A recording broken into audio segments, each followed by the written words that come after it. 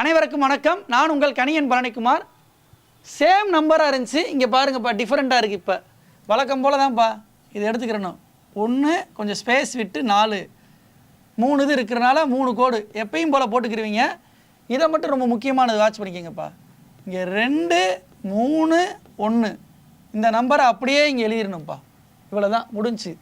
இப்போ இதிலேருந்து இதை பெருக்கணும், இதிலேருந்து இதை கூட்டணும். இதை மட்டும் நீங்கள் நான் வச்சுக்கிட்டீங்கன்னா போதும். இதிலேருந்து இதை பெருக்கணும் என்ன வரும்? 8 8 + 1 என்னது? 9. அடுத்து பாருங்கள், இதிலேருந்து இதை பெருக்கணும். 9 3 27 27 + 4 என்னது? 31.